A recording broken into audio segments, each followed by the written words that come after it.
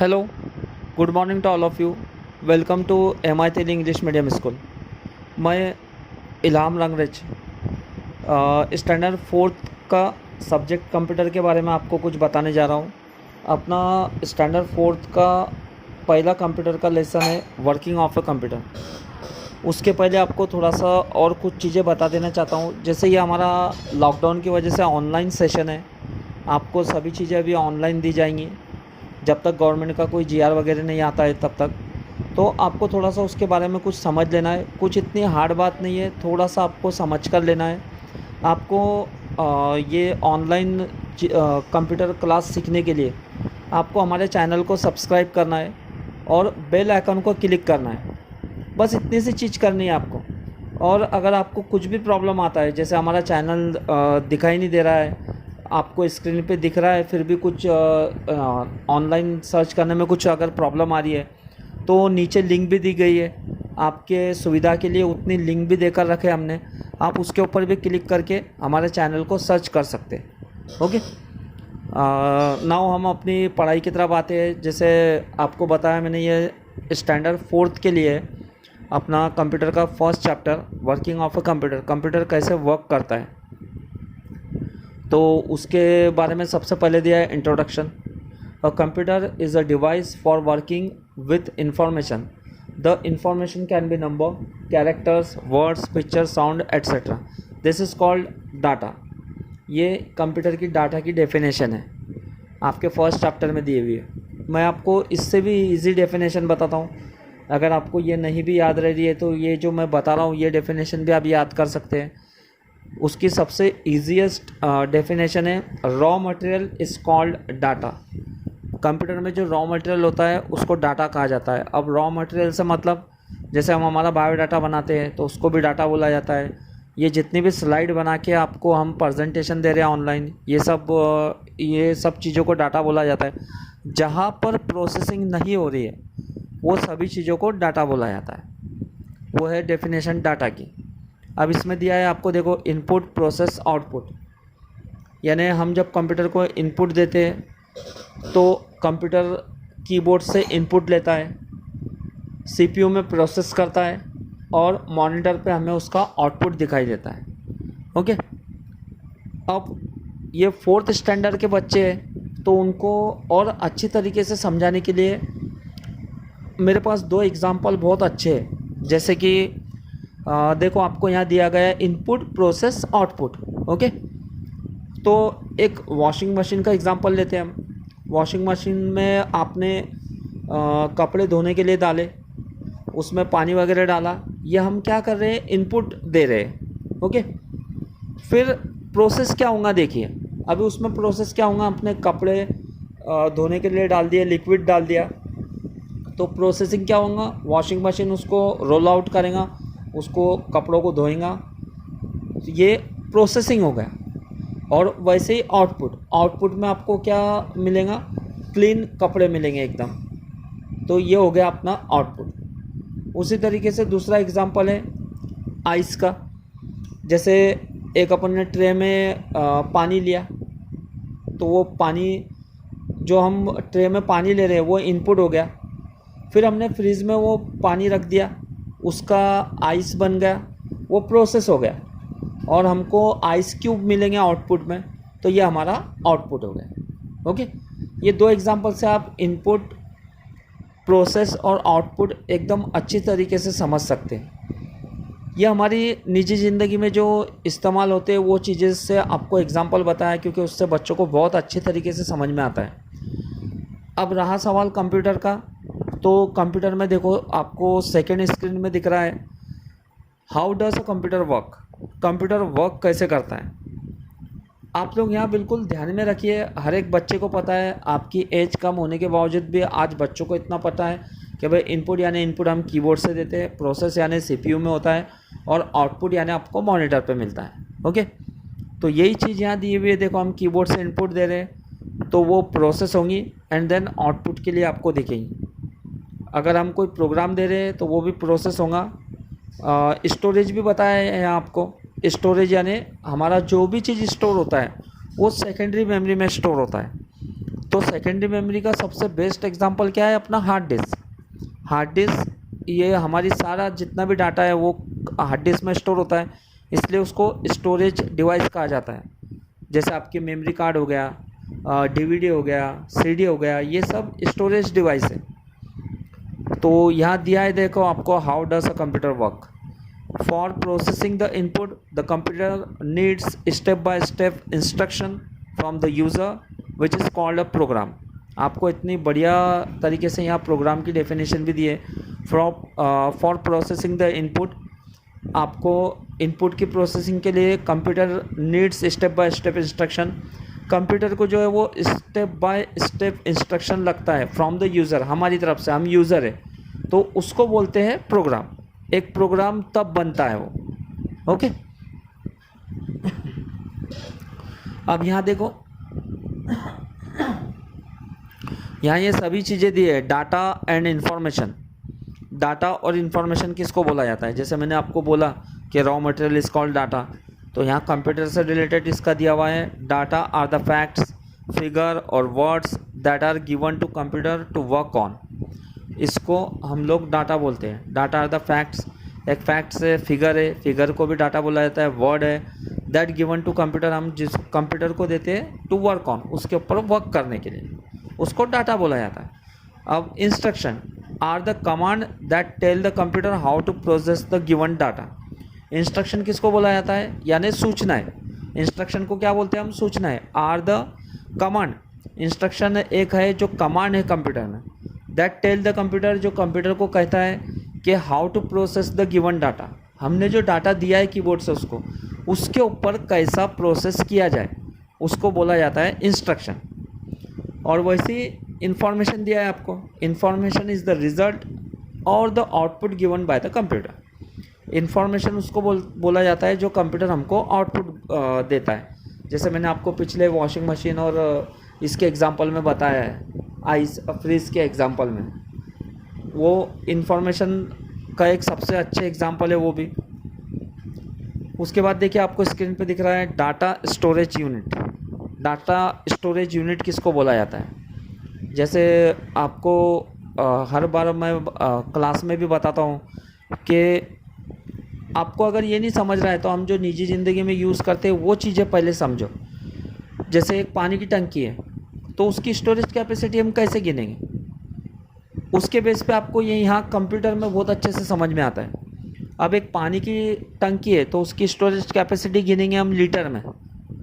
Okay, जैसे कोई 100 litre की रहती है, कोई 500 लीटर, कोई 1000 लीटर, कोई 5000 लीटर, ऐसे अलग अलग पानी की टंकी की स्टोरेज कैपेसिटी रहती है। तो यहाँ कंप्यूटर में कंप्यूटर की स्टोरेज कैपेसिटी गिनने का यूनिट कौन सा है? तो यहाँ दिया है, देखो, computer work with only 2 digits 0 and 1। Computer जो है वो सिर्फ 2 ही यूनिट पे काम करता है, 2 ही डिजिट्स पे काम करता है, 0 and 1। यानी कंप्यूटर में जो स्टोर होता है, इसको आप समझो अच्छे से, ये बहुत बहुत डीपली चीज़ है। कंप्यूटर में जो स्टोर होता है वो आज की दुनिया में भी सिर्फ और सिर्फ 0 and 1 में स्टोर होता है। हम जो भी देते हैं ये 0 1 1 0 0 0 0 1 1 1 1 0, इस तरीके से करके वो कंप्यूटर में स्टोर होता है। वो हमारी भाषा बिल्कुल नहीं समझता है। ये जो 0 1 है, इसको और दूसरी लैंग्वेज में कहा जाता है मशीन लैंग्वेज। ओके, कंप्यूटर की भाषा, कंप्यूटर जो समझता है उसको बोला जाता है, उस भाषा को बोला जाता है 0 and 1। 0 and 1 को ही दूसरी भाषा में बोला जाता है मशीन लैंग्वेज। उसी को बोला जाता है on end of. 0 means of, 1 यानी ऑन। ओके, और उसका ही और दूसरा नाम है बाइनरी नंबर या बाइनरी डिजिट्स, और उसको ही बोला जाता है बिट्स करके। तो ये सारी चीज़ें एक ही है। कंप्यूटर में जो भी स्टोर होता है वो आज की दुनिया में भी सिर्फ 0 and 1 1 0 में स्टोर होता है। हमारी लैंग्वेज में कभी भी कंप्यूटर में स्टोर नहीं होता है। हमारी language in the sense high level language, हम जो कंप्यूटर में टाइप करते हैं वो इंग्लिश लैंग्वेज में करते हैं, तो उसको हाई लेवल लैंग्वेज बोला जाता है, इंग्लिश लैंग्वेज को ही। तो वो हमारी लैंग्वेज में कभी भी स्टोर नहीं होता है। अभी जैसे अपन ने MI तेली इंग्लिश मीडियम स्कूल लिखा, तो वो MITELI ऐसे कभी स्टोर नहीं होगा। वो M को उसकी कोडिंग लेगा, 8 बिट्स में, अब हो सकता है हमको 4 बार 0 4 बार 1 ले, इस तरीके से वो पूरा MI Teli English medium school 0 and 1 के फॉर्मेट में स्टोर होगा। Okay, a bit is a chunk of information that a computer can work with. देखो ये भी वही अभी आपको जो बताया, और 8 बिट्स मिलकर एक बाइट बनता है। आगे आपको ये भी सब कैलकुलेशन बताता हूँ मैं। A byte is used as the unit of measuring computer memory. Byte जो है वो बाइट में कंप्यूटर की मेमोरी का यूनिट गिना जाता है। ओके, कंप्यूटर की मेमोरी गिनने का जो यूनिट है वो है बाइट। देखो जैसे पिछली स्लाइड में बताया, यहाँ आपको क्लियरली दिया हुआ है higher unit of memory. Computer की मेमोरी के हायर यूनिट क्या है? 8 बिट्स इक्वल टू 1 बाइट, यानी जहाँ 8 बिट्स एक साथ आ जाते हैं उसको 1 बाइट बोला जाता है। अब 8 बिट्स एक साथ आना यानी जहाँ 8 बार ऐसे हो गया 0 0 1 1 1 1 0 0 ऐसे 8 बार आ गया तो वहाँ 1 बाइट। 1 बाइट यानी 1 कैरेक्टर, एक बाइट यानी एक कैरेक्टर को बोला जाता है। जहाँ एक कैरेक्टर कंज्यूम हो गया यानी वहाँ एक बाइट हो गया अपना। ओके, फिर अभी पहले हमको इतने बाइट्स नहीं लगते नहीं थे, लेकिन आज की दुनिया में तो हमको इतने बाइट्स लग रहे हैं कि जिसकी हद नहीं है। आज हमारा हार्ड डिस्क टेराबाइट में आ गया है 1 TB में, तो वो सभी कन्वर्जन आपके सामने दिए हुए।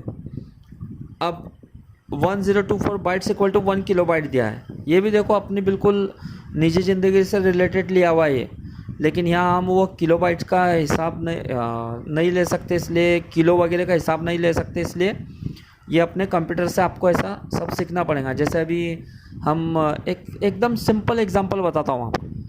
अब आज हम मार्केट में गए तो आप ऐसा कभी बोलेंगे कि 1000 ग्राम शक्कर दो, तो आप उसके बजाय क्या बोलेंगे 1 किलो शक्कर दो। सेम चीज़ें यहाँ है, इतना 1024 बाइट्स वाली हमको हार्ड डिस्क दो ऐसा ना बोलते हैं, हम सीधा क्या बोलते हैं 1 किलो बाइट वाली हार्ड डिस्क दो। ओके, फिर वो 1 किलो बाइट से और टेक्नोलॉजिकल इम्प्रूवमेंट हुआ, फिर अब हमको 1 किलो बाइट का हमको पढ़ने लग गए 2 kilo byte, 500 kilo byte, 1000 kilo byte, फिर वैसे ही 1024 किलो बाइट जहाँ हो गए वहाँ 1 मेगाबाइट की हार्ड डिस्क आ गई।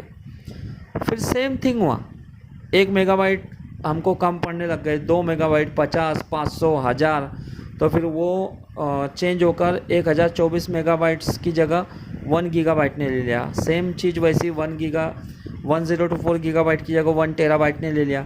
1024 टेराबाइट की जगह 1 पेटाबाइट ने ले लिया। ओके, आपके सामने पूरा टेबल भी दिया हुआ है, आप लोग अच्छे से ध्यान से इसको भी घर पर पढ़ना। उसके बाद आप लोगों को दिया है टाइप्स ऑफ मेमोरी। अब मेमोरी आप लोगों को पता है कंप्यूटर की मेमोरी होती है, उसके भी बहुत सारे टाइप्स होते हैं। ओके, तो कंप्यूटर की मेमोरी, हम कंप्यूटर की मेमोरी का क्या यूज़ करते हैं वो तो इतनी सिंपल चीज़ें। अभी देखो जैसे स्टूडेंट है, टीचर है, अभी हमको अगर बल्क मात्रा में कोई भी डाटा दिया जाए तो हम इतना याद नहीं रख सकते, और सिक्वेंशियली तो बिल्कुल भी नहीं याद रख सकते अगर याद रखा भी तो।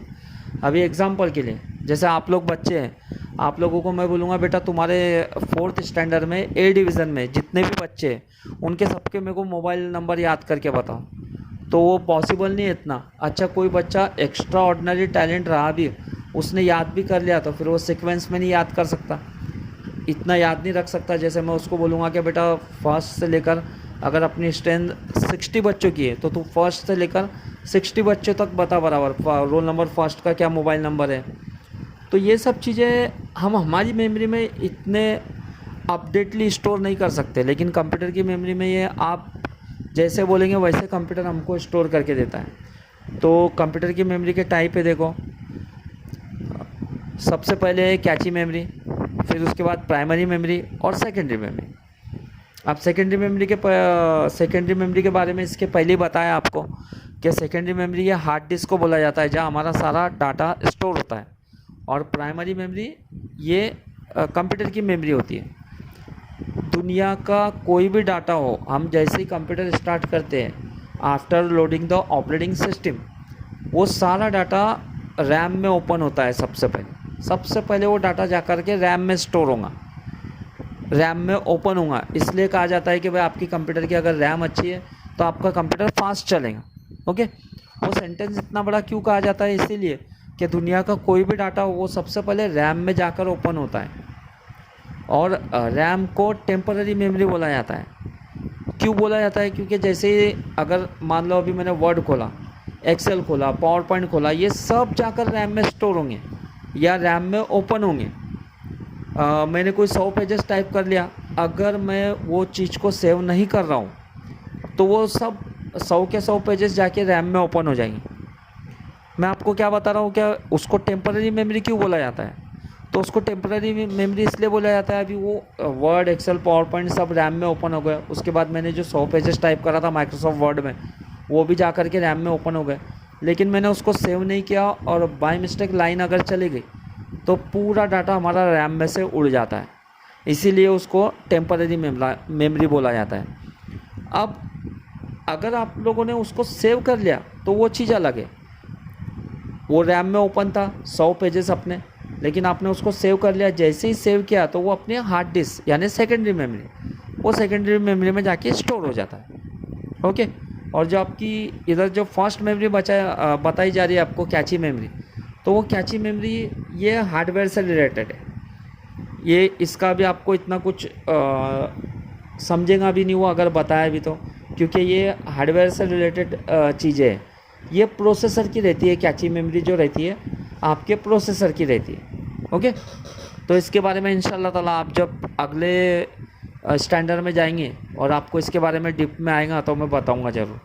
अभी आप सिर्फ इतना याद रखो कि जो कैची मेमोरी होती है it is related two processor, अपना जो कंप्यूटर में प्रोसेसर होता है मेन, उससे रिलेटेड रहते हैं चीज़ें। अभी कैची मेमोरी में देखो रैम रोम है, सेकेंडरी मेमोरी आपकी, सेकेंडरी मेमोरी बताया आपको सब, हार्ड डिस्क है, डीवीडी है, सीडी है।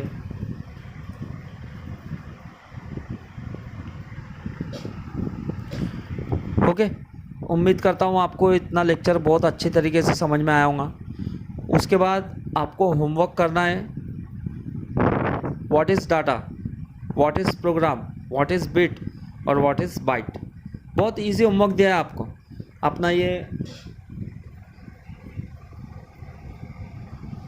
पहला ही वेबिनार है यानी ऑनलाइन सेशन है, तो इसलिए आपको होमवर्क भी एकदम इजी दिया है कि आपको बच्चों को करते आना चाहिए, उन्होंने बराबर करके बताना चाहिए। ओके, तो एकदम सिंपल है। अच्छा, ये आपको बताना कैसे है, आप किसी भी तरीके से बता सकते हैं। अब व्हाट इज़ डाटा, हर एक बच्चे को क्या करना है, आपके पास टेक्स्ट बुक है, ओके, उसके वर्कबुक है, उसमें से आपको देखकर या मैंने जो स्लाइड पढ़ाया वो स्लाइड आपके पास अवेलेबल हो जाएंगी, उसमें से देखकर आपको बुक में आंसर लिखने हैं। आपके रजिस्टर में आंसर लिखकर आपको वो फ़ोटो क्लिक करना है और जस्ट फ़ोटो हमको भेजना है, आपको हमारे व्हाट्सअप, वो हम चेक करेंगे बराबर बच्चे ने भेजा है या नहीं भेजा है, या उसका और कोई दूसरा ऑनलाइन अच्छा तरीका अगर मिलता है तो इंशाल्लाह ताला मैं आपको तुरंत बिल्कुल अगले सेशन में वो भी बताऊंगा। Okay, thank you very much.